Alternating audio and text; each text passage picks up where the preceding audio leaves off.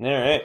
Mulligans and Hackers sports podcast now. Yeah, Back for another episode. and we're going to talk about some hockey. Yeah, and as you guys noticed, this is a Wednesday release. We did not release yesterday because it was Remembrance Day. It's something very near and dear to Alvin's heart.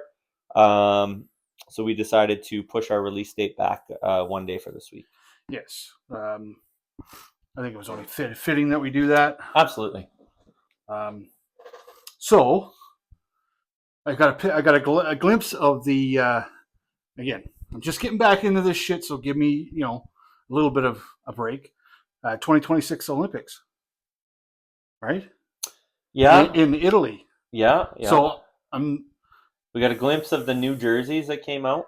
We did. got a glimpse at the preliminary, what the expected rosters are. I mean, I'd like to talk about that too. See, I didn't see. The only thing I saw was goalies, and we'll talk about that after as well. But the jerseys. Well, on tonight's game between the Leafs and the Bruins, they were talking about like projected lineups, and I mean, we'll have a discussion about that, and we'll also talk about how some teams are playing and how much, and I mean I looked at the overall standings. We'll get into it, but I looked at the overall standings today, man, and welcome to the salary cap era where everybody's the same. Top 3 teams in the league blew me away. Well, the first overall team and the 2 teams tied for second blew me away.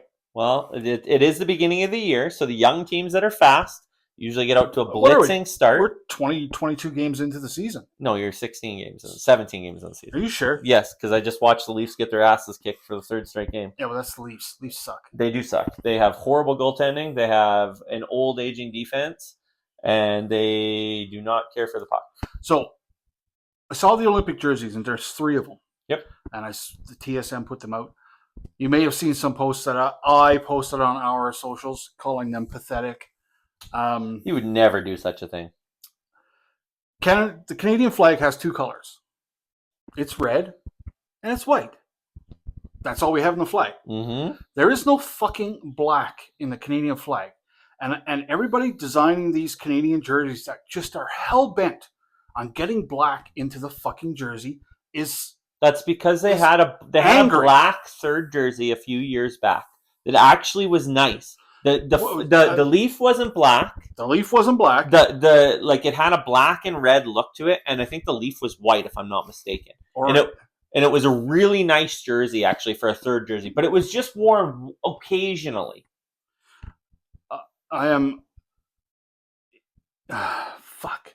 Whoever designed these jerseys, massive. Toss them away, go restart again. I actually went back because I was so annoyed at this shit.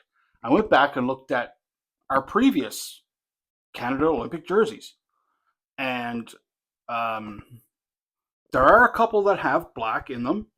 There's actually one of the Canadian logos is kind of like it had the maple leaf with the skater in it, and the top half was red, bottom half was black. Again, trying to just do something unique with the maple leaf. The fucking maple leaf is what our Canada flag is. Leave the maple leaf alone on Canada's jerseys. It's red. Leave it that way. You could put it on a black fucking jersey and have the red maple leaf on it. That doesn't look bad. White jersey with the red maple leaf is a Canadian jersey through and through and will always be something I like. The jersey that really got me out of the 3 that they put up, and you can see them on the screen because I'm sure Alvin's going to overlay them in here. The red one with the black maple leaf. Then you have a black jersey with a black maple leaf with an outline of red. That is fucking terrible. It's horrendous. It is absolute dog shit.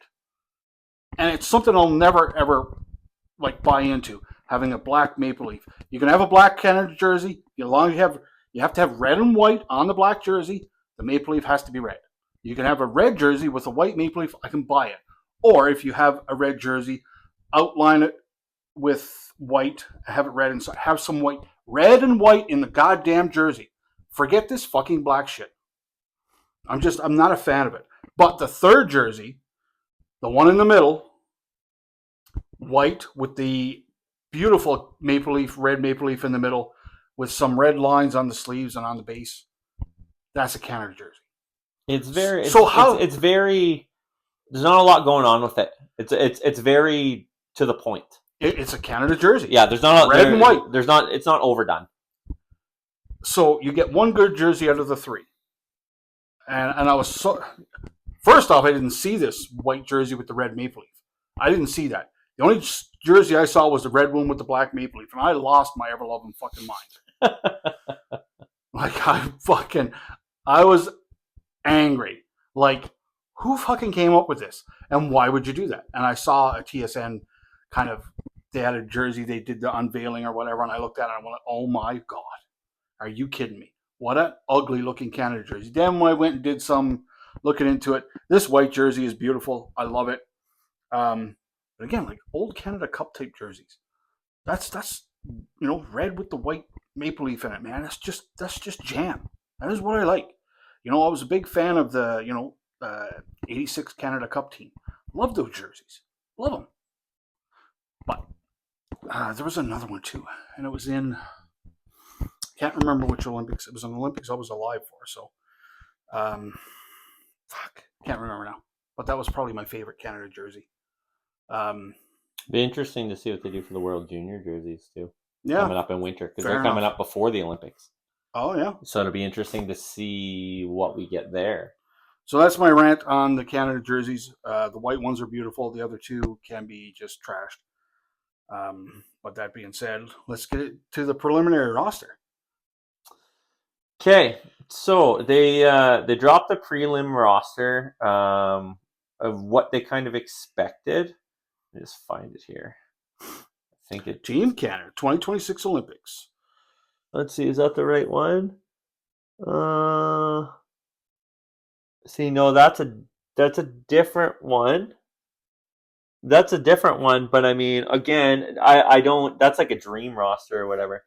Let's see. Let me see here if I can find it. Oh, look here. Projected roster. This is a projected roster. Team Canada. Well, goddamn it, that's what I'm looking at. What is it you're looking for? By Mike Johnson and whoever it was. Who the fuck is Mike Johnson? Mike Johnston. Who's that? Oh, here we go. Craig Button and Mike Johnson debated over their possibilities, and this is kind of what they came up with. So, I don't want to watch it. I want the list. Okay, here we go. So, we have a bunch of players who have not even played yet this year. What? Well, one player, anyways. Okay, so they have. So this is what they have so far that they think.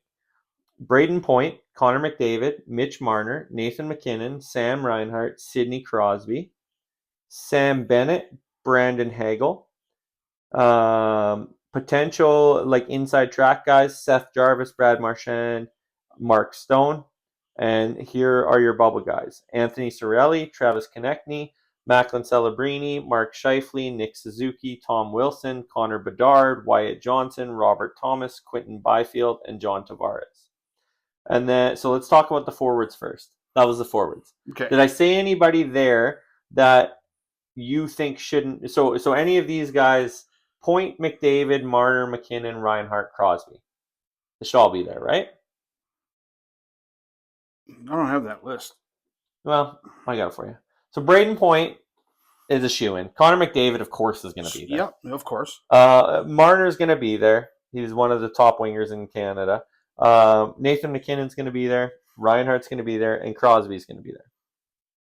Now, they got these guys in the near certainty category: Sam Bennett and Brandon Hagel. So Bennett, I would say yes. Yeah, Hagel I'm not so sold on. No. Inside track, they got Seth Jarvis, Brad Marchand, and Mark Stone. But Mark Stone is a health risk.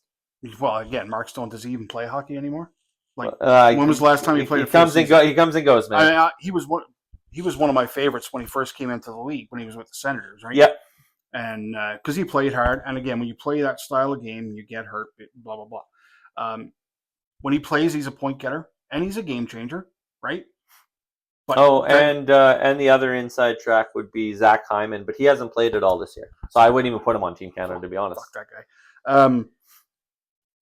Brad Marchand, I would have a shoe in. That's just me. If I was building a team, I want a guy like Marchand because he's got cup rings. He's been there. He's played for Team Canada before. He is that guy. He is that guy that you can put the team on the back and he'll just lead it. Now, it doesn't necessarily need to go out there and get the points. That's what you have the so-called superstars for. But here's the real question, okay? Because we can debate some of the older gentlemen. But the real question is Macklin Celebrini and Connor Bedard, who are two of the top leading scorers in the NHL currently. mm-hmm. Both left off the roster at this point in the preliminary roster. Celebrini was on the preliminary roster, but Bedard they had left off. Really? Now, see, in my limited exposure to Connor Bedard, because when he came into the league is when I kind of stopped watching it. I wasn't in that watching phase, and I had always, how long has he been in the league now? 3 years? 3 years, I think. 3 years. So first year he struggled. Last year got better. This year he's dominating. With the Chicago Blackhawks, how are they doing this year? They're doing better. They're not as bad as they were, but they're not. Speaking of not as bad as they were, where did fucking Anaheim come from? Blackhawks are 8-5-3, so they're 11th in the league. Yeah, the Ducks are 11-3-1. They're second in the league behind the Avalanche. Tied with who? Tied with your Devils. Shit. And the Devils beat Anaheim early in the season and lost not too long ago to Anaheim. And I mean, they got beat 8-something against Anaheim. And I was kind of like, Anaheim sucks. Well, I mean, the Avalanche the other night, they put a whooping on Edmonton. It was 9-1 or something. It was crazy. Man, that's a team I know a lot of you guys are Oilers fans, especially you, Leah. And, I mean, if they ever got themselves a goaltender, they might win a Stanley Cup one day. But it's kind of funny because, I haven't really watched the NHL for a few seasons. Been really into it, and I'm trying to get back into it.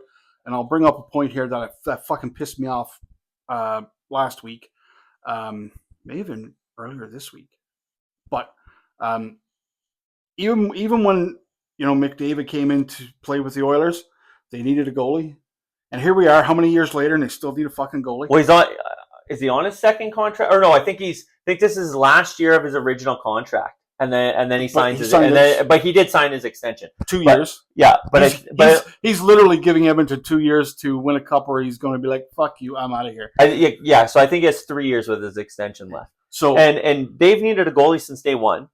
They haven't gotten one, and they've gotten to the Cup final twice and been right there with mediocre goaltending. Yes, at best, mediocre goaltending, and again, we always have Stuart Skinner is not it. You can go and even this year, even this season, like you say, we're 16 games into the season. You can go and do a highlight. That wouldn't be a highlight, a low light reel of Stuart Skinner fucking goals so far this year. Well, and the backup's not any better. No, in Picard, it's not. But here you go. They signed that Bouchard guy, who's strictly offensive defenseman, and he has not been good. As a hockey guy, coach guy, that would be he would sit so much on my team. Dude, I'll make a forward a defenseman. I'll move you up forward because you're a terrible defenseman.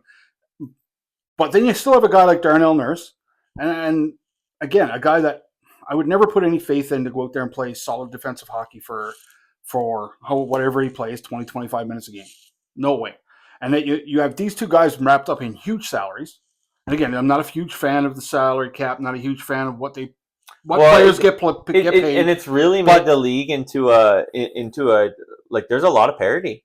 It's for sure. If you go up and down the standings, it's crazy. But if you can get your draft picks to develop early, correct, jump into the lineup quickly, yep. on their entry level deals, your teams do well. Yep. Right? New Jersey is right on that. That's cusp. How you have to do it. New Jersey's right on that cusp now. They're going to have to shit or get off the pot for next season. I can already see it. A guy like Dawson Mercer, there's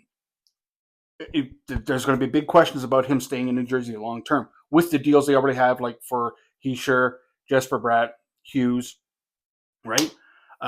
Holy man! You're talking about Bouchard. He's -10 in 17 games. I mean, plus minus is not a great stat sometimes. But that's and Nugent Hopkins, who's supposed to be a defensive first forward, -11. Old school hockey guy. Plus minus, big stat for me. Always has been. And you could take the fringes of it away, saying guy going off the ice or power play ending and that type of stuff for plus minus. But a big minus or a big plus gives you an idea where the player is. Yep. It's always been my opinion. If you're a defenseman and you're a defenseman that plays 25, 30 minutes a game and you're a minus, I don't care what you think the edges are of that and that it's not a real stat. It's a stat that tells you what you're doing when you're out there on your shift. I'm that guy. You can say it's not a good stat. Over a long period of time, that stat tells you a lot. That's just the way I look at it.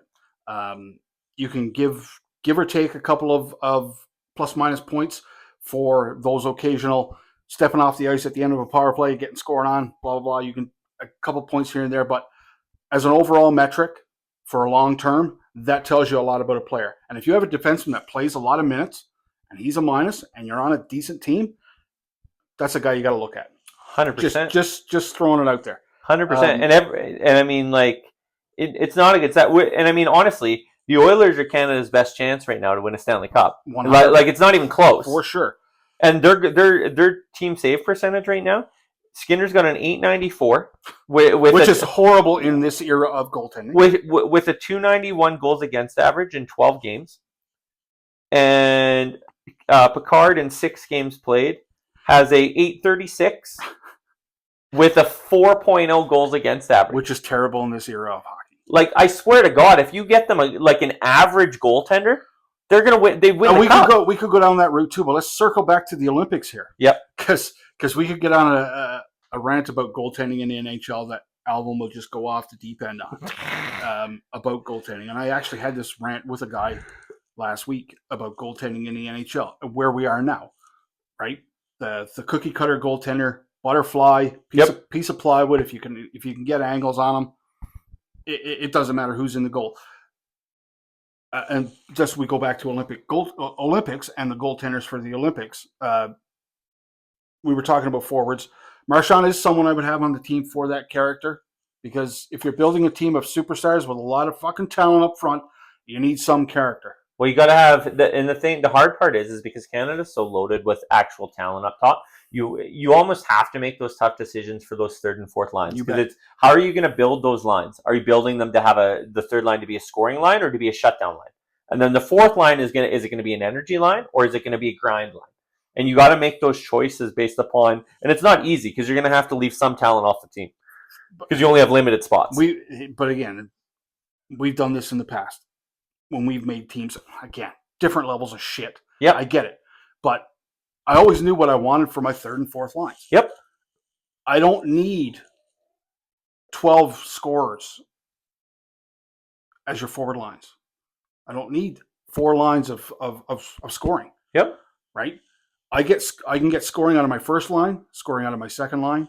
My third line has to be dynamic. It has to do what you need it to do when you need it. If your first 2 lines aren't scoring, I need that third line to score. If my first 2 lines are playing well, I need that third line to be able to shut guys, go out there and just shut things down. Right? They need to be that dynamic type of secondary scoring. Let's neutralize the other team type of line. That's always what I've liked a third line to be. You're not going to get Connor Bedard to do that, unfortunately. No, and that might be the reason why he's because But at the same time, you got to get him in there at some point to change over the old guard to the new guard. Fair enough. And that's the line you kind of got to walk. Fair enough. Again, I wouldn't leave Brad Marchand off because you're going to need a guy like Brad Marchand to lead these guys, right? To show them, because you can say what you want. Connor McDavid hasn't won fucking anything yet, so he's going to win the World Cup of Hockey. Did they? Oh yeah, he scored the winner. I guess off a pass by Marner. I think I watched that. Yeah, in overtime. Yeah, right. So I mean, the forwards are interesting. I mean, mostly names that you would think would be there with some young guys that are chomping at the bit and pushing the envelope to try and make the team. The defense. Well, you're going to have alternate guys anyways. Yeah, you'll have a taxi squad, but at the same time, it's like how much are you going to use those guys? But that's where you add a Connor Bedard. Yep. You add a Brad Marchand. Who are you? I think Marchand will play. I think he'll probably be a third line. If you're playing in the U.S., you're going to want Brad Marchand on the ice. Yes, you want the rat. You're going to want the complete rat, but I mean, you want him on your team. You bet. And I mean, now that you say that, I remember that whole World Cup, the one that they played in the All-Star. Yes. That thing. Yeah. Fuck, that was really good. Like, I mean, I was kind of into that too because Hadn't seen Canada and U.S. drop the gloves so many times in the history of the game as they did in that game, and that was you knew it was important to the players, and I like that. Yes. You could tell that tournament was important to the players. Well, and that was the first time like guys like McDavid on Canada, Matthews on the United States, And like the Kachuk Kachucks, brothers yeah, on the you bet. States, You like bet. Marner on There was a there. lot of heart. Like a lot of those younger guys, that was their first nation on nation action because of not being able to go to the Olympics the last while. Yep. So that was a big deal. All right, so let's move to the defense. So they have 7 guys currently for a lock, and they expect them to take 8 to 9. So they have Thomas Harley, Cale Makar, Josh Morrissey, Devin Taves, Drew Doughty, Colton Parayko, and Travis Sanheim as your likely 7. With Bouchard as a bubble guy, I would never take him. Sorry, not even as just an offensive guy. I'd never put him on Team Canada. Noah Dobson, Aaron Ekblad, Brandon Montour, Morgan Riley also would never. I'm a huge Leafs fan, but he's a liability in his own. Like he's Evan Bouchard, but for the Leafs. Matthew Schaefer, Shea Theodore, and Mackenzie Weegar. Now, is there any one of those defensemen that you think should have the inside track on anybody else? Like Ekblad and Montour are very good defensively. They're pretty, and so is what Shea is that Theodore. roster you got there, so I can fucking look at it. Who said that? Chris Johnson and Pierre LeBrun.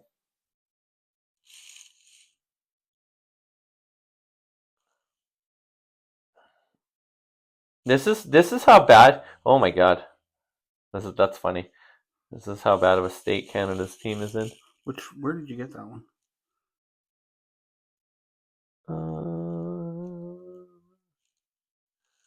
I don't know. Where'd you find that one? I don't know. Where'd you type in? Preliminary Canada, Team Canada roster. You know, things. Been watching much hockey this last bit? Yeah, a little bit. Preliminary. Sorry, technical difficulties. Alvin's learning how to use Google search. I think on there, I think their defense is pretty sound. I mean, I would say they probably should round it out with like an Aaron Ekblad, Brandon Montour type of guy. But again, you could let Matthew Schaefer in because he was the first overall pick last year in the draft. Shea Theodore is also very good defensively. Weegar's kind of up and down. He plays for Calgary. He's good and bad. You're getting close. Fuck, no, I'm not. God damn it. Fucking technology. All right, well, you like to talk about the goalies, so let's talk about goalies. So they have Jordan Binnington as a lock after he helped Canada win the World Cup of Hockey this fall, or this winter. And he's having an awful season, just so we're clear. Yeah. Logan Thompson, they say, has an inside track. He was left off the World Cup of Hockey roster. I don't know, it was like an attitude thing or something, or they just didn't like him or what. Yeah, right. But he had the best numbers out of any Canadian-born goaltender last year. And then bubble guys include, get this, one Mackenzie Blackwood. Yeah, right. I actually saw that name and I was like, wow, blast from the past there. Right? I remember when he was part of New Jersey, and I actually played decent for New Jersey when New Jersey had terrible. He was just too young at the time, right? Like yeah. he needed some more. Isn't he playing with Colorado right now? I believe so. And then Aiden Hill, Darcy Kemper, and the last 2 names on this list are a joke because it's Sam Montembeault and Stuart Skinner, and neither of those 2 guys are good enough to play at the Olympic level. Like, long gone are the days where you have Luongo or Carey Price manning your crease and you can win a game like 3-0 and give up like 6 shots and not have any goals against you. Those days don't exist anymore. Well, this is pretty fucking pathetic that I can't find the roster you have in front of you. Just search the Athletic roster for it. Just say Athletic roster because it's from the Athletic, which is a new sports thing.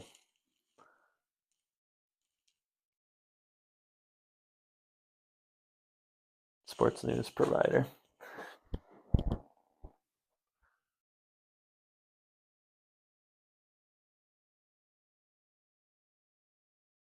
This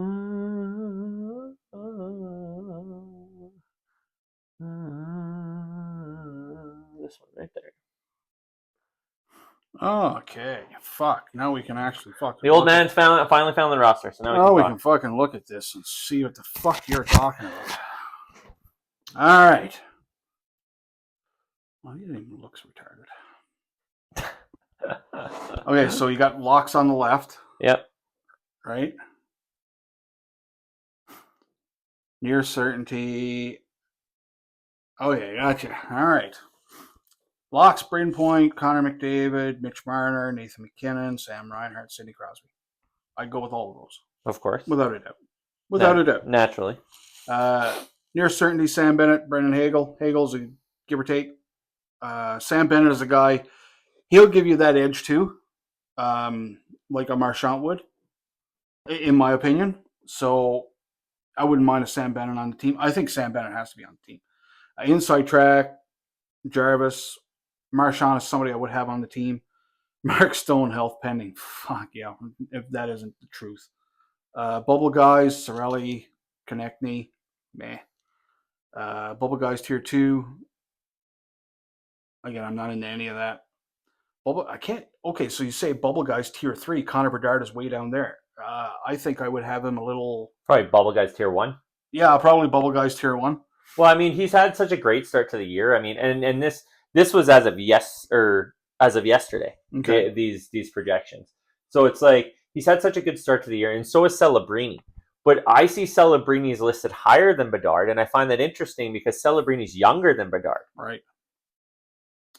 So it's an interesting. I would have Connor Bedard a little further up than that. Like, maybe like definitely that Bubble guy tier 1. And if he doesn't make the Olympics this year, it's only a matter of time before he phases out or phases in with some of the older guys phasing out. You bet, 100%. Defenseman Thomas Harley. Where does he play? He plays in Dallas. Okay. Sorry, I watch way more hockey than Alvin does. I'm getting back into it. It's 30 fucking teams. There's a lot of shit going on, and yeah, I don't know half of these guys anymore. He's a stud defenseman. Okay. Very good. Cale Makar, I do know him, and yes, he's a lock. Well, of course. He played it for Brooks and then went down to the NCAA, and then he's the best defenseman in the league. Hands down. Yeah. By the way, Leah's little guy got to meet him at Mickelson when we were doing the day we were doing our tournament, which is pretty freaking cool. Yeah. Josh Morrissey is a yes. Yep. Devin Taves is a yes. Yeah, also plays for Colorado. Inside track, Drew Doughty. Getting a little older, but he's got that experience. Yeah, I mean, if you're playing him on the third pair, it should be okay. Yeah. I don't think I'd play him any higher than that because of his age, but... Yeah. Parayko, yes. Same thing with Parayko. Yeah. He's a little bit older, but a rangy guy. You probably have him and Doughty maybe on this. Well, I think they're both right-handed, so that might not go well. But Travis Sanheim, sure, he can be on the inside track. But I wouldn't give. They may have the inside track, but I wouldn't. Neither one of them I would give a solid spot to. Who's that? Like the Doughty, Parayko, and Sanheim. All in flux. All kind of like I would put them in the Bubble Guys tier 1 type thing. That's fair. Evan Bouchard is a no. Hard no. Hard no. God. And after the last two or the last playoff run for Edmonton, and everybody was talking about Bouchard, you knew he was going to get the deal he got, and he wasn't. But you would have thought they would have learned their lesson with Nurse. And he wasn't, and he was not going to be that guy going into next year. But I hate to rag on the Oilers, but I mean they are the best team in Canada right now, and that pains me to say, as I don't cheer for them. But what was I going to say? You would have thought they would have learned their lesson when they signed Nurse to that horrendous deal, and that they wouldn't do the same thing again with another defenseman who's not a defensive defenseman. But they didn't. Yeah. They only have so much money. You got to allocate it properly. And Edmonton, granted, 2 years in a row, bridesmaids in Stanley Cup final. Yeah, they made it there. I mean, they can say that. But again, they made it there. They made it there on outscoring their problems. Outscoring their problems. And when they get to a situation where they have a team that can play, like Florida, that can play up and down the lineup, they get beat because they just get... Their problems get exposed. Or their weaknesses get exposed. You bet. Their weaknesses get exposed. I mean, how about Florida this year? They're not playing very well. Nope. No, without... Because isn't Barkov out for the year? maybe. Yes, and that is proving to be a huge part of their team. Um, So so keep going down the list. so bubble guys. Yeah. Noah Dobson, Aaron Ekblad. Dobson had a great year last year for the Islanders, and actually it was like really surprising. Kind of came out of nowhere. I don't know if he'll be able to replicate it this year. Who is the next one? Brandon Montour. Ekblad and Montour would kind of right. They've got some experience. They come from a winning team. I mean, they would kind of have a fast track for me. Say bubble guys. Yeah, they would definitely first tier bubble. Morgan Riley, not a chance. Hard no. I am a diehard Leafs fan. I will tell you that guy needs to be traded from the Leafs because he does not play a lick of defense. He is like he's worse. I would argue he's worse than Nurse and Bouchard. Matthew Schaefer. He was last year's number 1 overall pick. Really? Yes. So he's a defenseman for the Islanders who is absolutely lighting the league up right now. Okay. I just don't know if it's time. Again, another one of those guys that will be on this roster very soon. But is it this year? Shea Theodore and Mackenzie Winger. And we Theodore plays for the Knights. Very solid defenseman. Yes. Probably should be on the bubble. Uyghur's kind of he's about where he's supposed to be. Yeah. So yeah, I can see that. I mean, I like the locks. And anybody you can think of that's not on the list that you would have there? That's Canadian? I'm not going to say fucking Hughes out of Vancouver. That's for sure. Well, Hughes is American. Oh, right. Yeah, so he is. No, I'm still too new back into it. Going through it, there's nobody that I would really see there. To drag out and say, no, put them in there. Yeah, no, not really. There's a bunch of old guys. Like, I mean, there's talk maybe Chris Tanev, and it's like, but Tanev's old. Like, he's a good defensive defenseman, but I mean, he's currently injured for the Leafs. And he plays such a rough and tumble style that, like, you just can't count on his health. Maybe, like, 10 years ago, I would have put him on the roster, but not now. Okay, so that's defenseman. Let's get into here's your favorite part, the goalies. Jordan Binnington. He's going to be on the roster, even though he may not be having a solid year this year. He better not be starting game 1 of the Olympics, and he will be, but he better not be. Because he has a cup ring. He has the experience. A little bit of a fucking wingnut, loopy guy. He's a psycho, right? And did you see what he did with Gretzky's 900th goal or Ovechkin's 900th goal the other night? I did, and like, what are you doing? You're on national television, man. That's a guy. Again, I look at in my past watching hockey, I've seen some pretty fucking loopy dudes play the game. It's hilarious, but it's like, how did you not think that? Like, there's a guy that's seeing so much other shit going on in the game that most athletes wouldn't, because he's, again, to be a goalie, you got to have a little bit of a fucking you got to have a couple screws loose. And so he knew going into that game that if Alex Ovechkin scored his 900th goal, he had that in his mind that he was going to do that, because that didn't happen like that. He knew, he was already thinking forward, say, okay, where are we in the game? I always tell, as a goaltender, I always looked at the clock. I was kind of a Grant Fuhr guy. Yeah. That I don't care about my goals against average. I don't care about my save percentage. I look at the clock. If we're up by a goal, I got to make the next save. If we're down by a goal, I got to make the next save. That was just the mentality. And you could tell Binnington kind of can separate himself from the game and know what's happening inside the game while the game is going on, right? And picking up the puck and putting it in his pants is part of that inside the game, knowing shit that's going on inside the game. Ridiculous, right? We can get on a fucking goaltending rant later about modern day goaltending in NHL. Anyways, it's fucking terrible. Inside track Logan Thompson, and same thing. Thompson had the best stats last year and got left off the World Cup of Hockey roster for whatever reason. From what I heard, and again, I only hear the rumors and I only read the articles. Yeah, we don't really know.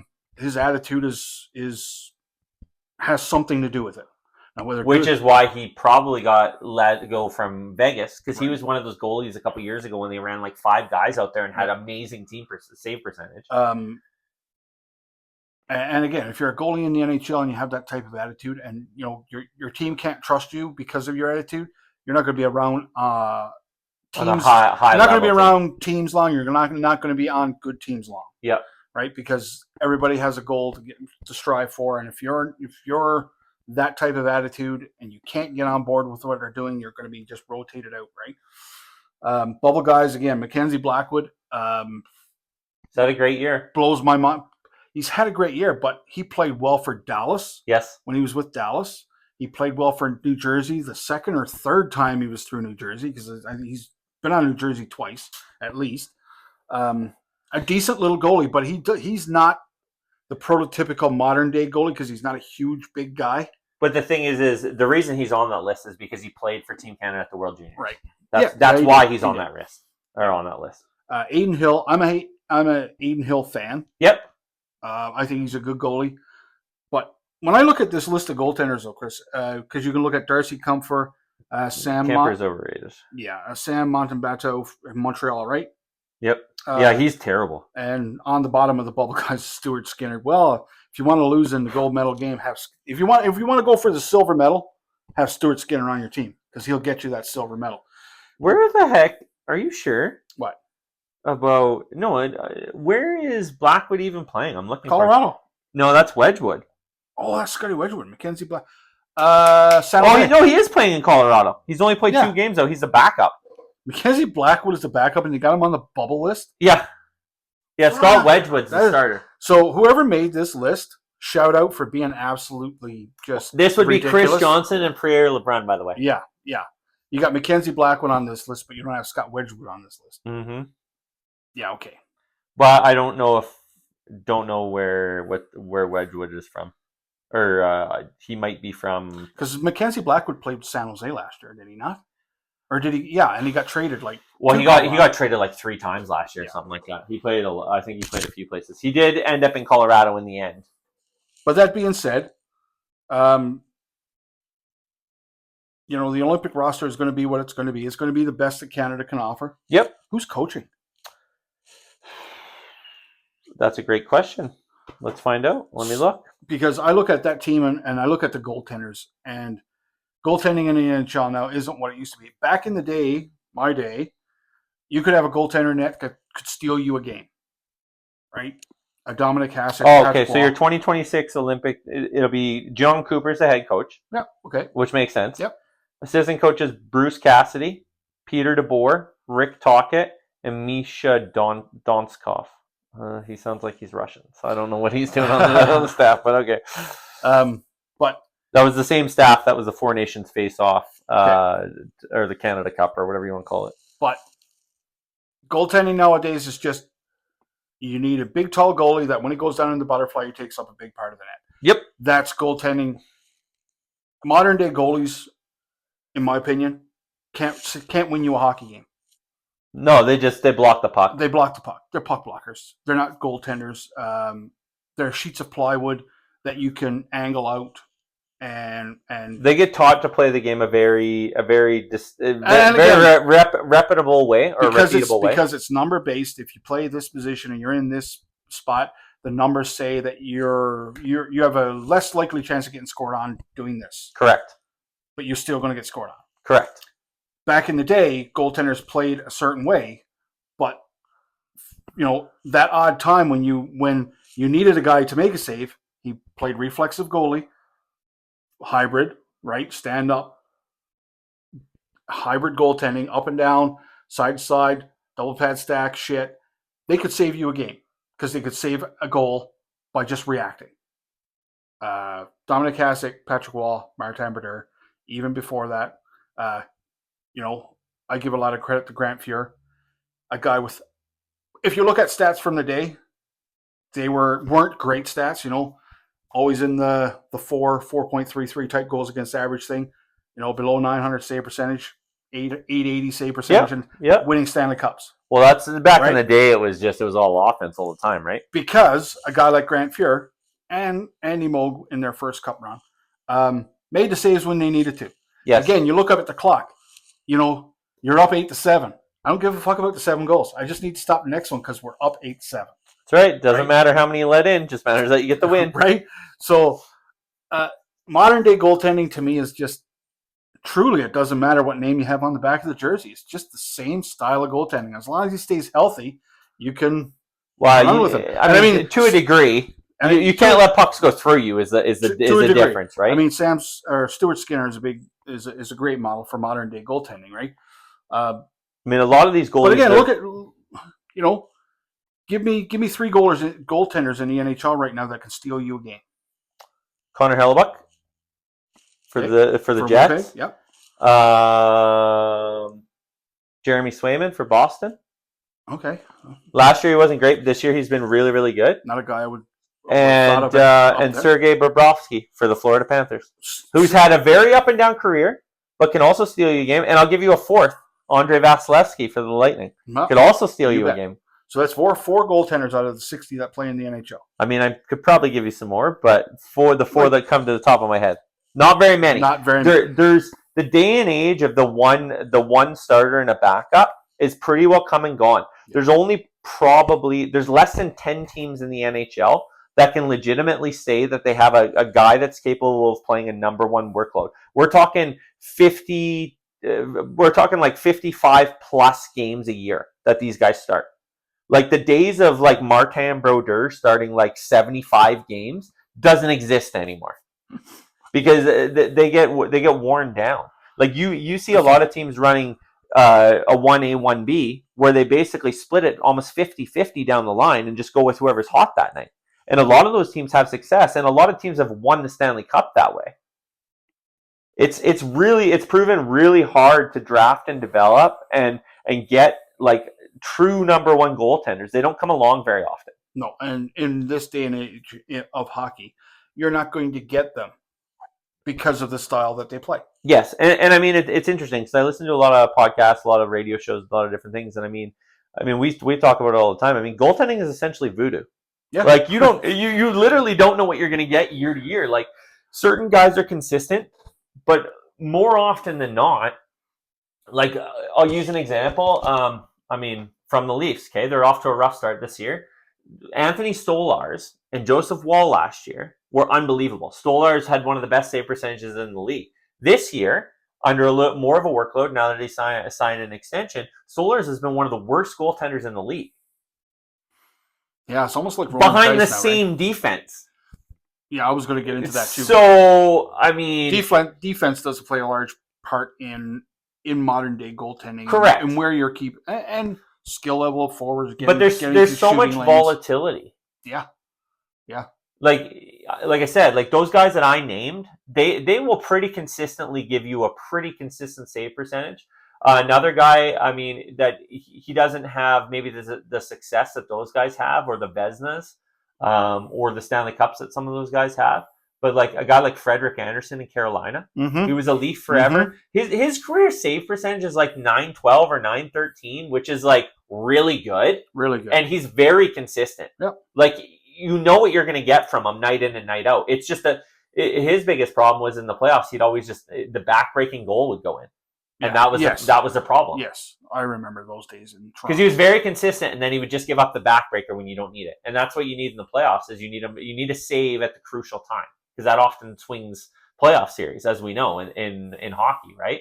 It like you said, you could let in 7, and you're up 8-7. Just don't let in that 8th to tie it up, and you win the game. Just make the next save. You just can't let in that backbreaker. So we were talking about watching hockey and I have been watching a little bit of the Devils games when I can catch them. And it was kind of funny because the last game when New Jersey played Montreal, was that this week or was that on the weekend? I can't remember. Within the last week or so, yeah. And it was on TSN. Yep. So I'm like, oh, shit, the Devils in Montreal. I don't have to go and pirate this shit. So I go to TV, turn it to channel TSN. Blacked out. Fuck you, NHL. And TSN, I am not. Once upon a time, I bought the NHL package. Kind of one of the first few years it came out. I have also done this in the past. Many moons ago. I bought the NHL package because I watched a little bit of hockey. And when New Jersey came to Canada and did that East Coast swing between Montreal, Ottawa, Toronto, 5 games in a row were blacked out for me on the NHL Network. Yeah, it's brutal. I swore never again would I ever pay $1 for anything to watch the NHL. If I can't go on TV on my cable and watch it, I'm not watching it. Yep. Granted, there's some other ways you can watch these games. Not saying that I'm a pirate, but there just is. Arr. But to to say somebody like me who got out of hockey and it's not that important, right? And I don't want to. I'm not going to spend any money. To hell with that. It's not the product itself. In my opinion, it's not worth them paying more money for. No. So they're already overpaid crybabies. Yeah, and I'm just, for me, if you want me to watch it, make it available to me, right? That's the fan I am. I'm not paying you any more money to watch this shit. Sorry. So when I turned the game on, it was blacked out. I was like, you know what? I'll watch the highlights on YouTube later. To hell with this. And again, I'm trying to stay. I want to watch some hockey, right? And I want to watch my team, but it's not easy. And if you don't make it easy, I'm eventually just going to move on to something else again. Can't wait for golf to start so I can go watch some of that shit and I don't have to fucking watch hockey. Yeah, man. Me and you both. I was having golf withdrawals already. I was like, geez, like Montreal, New Jersey, Canadian team. I'll be able to watch it. No, you can't watch it because you're in Alberta. Piss off. Yeah, there's nothing more frustrating. They definitely need to change that. Like and people do it. People pay People pay hundreds of dollars. You know what? Which is if crazy. You have that type of disposable income to go and pay for that, just so you can have the convenience of watching these millionaires play mediocre sports. By all means, go do it. Dude, I used to be a diehard who would watch every game, like I said, of a Leaf season, like all 82. I never missed one, and it's like. I just can't do it. I was the same way, dude. I watched a lot of Devils hockey, and I mean, I'm a '90s Devils hockey guy, early 2000s Devils hockey. I love the trap. I love that type of shutdown hockey. I loved it, and I watched a lot of games. And again, I learned a lot about coaching by watching how the Devils played. But again, as the greed and the money grubbing goes, so does my interest in this stuff. Yep. Yeah, I'm just not that into it. I'm going to watch a little bit of Olympic hockey. I'm going to watch the World Juniors. Obviously, that's something that I've watched religiously. When juniors got big enough to be on TV, because I remember watching the famous lights out game. Yeah. Between Russia and Canada, when they turned the lights off in the arena because it was a bench clearing brawl. I remember those days, but juniors at that time wasn't that big, right? But as we go on here now, because they make the junior guys who are going to be going first overall, they put them on this pedestal of. I'm surprised some of them can just hold themselves up like a Connor Bedard. They make this guy out when he's in junior hockey to be the second coming of Christ. Well, it's like Gavin McKenna from the Tigers, who just went down on his nil money, which they came in, which is gonna. I mean, a topic for another day because we could talk about it for an hour. Yeah. But it's essentially ruining junior hockey. Yeah, I haven't really looked into how junior hockey is going to respond to that type of event. I don't even know. I have questions on the draft, on kids getting paid to play at that level, NCAA level, and the draft and junior and amateur, professional types. I mean, there's so many questions for me there, but that's a discussion for another day. But yeah, I do believe my Devils are tied for second overall in the NHL. Yes, they are. My Leafs are in the bottom 8. So. They just lost to the New York Islanders in overtime. Fucking Islanders. They've lost 4 games, and I think 3 of them have been to teams that are right around 500 or worse. So that's the parity in the league, though, man. It really is. Beat the good teams, lose to the shitty teams. God, it's almost like Blue Jays. You're right. But when it comes to this pod, so I mean, if you guys want to comment and let us know what you think about the projected Canada rosters, where you're at with your fandom for your teams. Let us know what you think. Check out the jerseys. Let us know what you think about the jerseys. Are you going to buy one? Are you going to spend the money to buy one? That's what I want to know. Do you like them? Are we the odd guys out thinking they're not that great looking? I've got Canada jerseys that I like that I'll wear. Thanks. Yeah, me too. All right, later.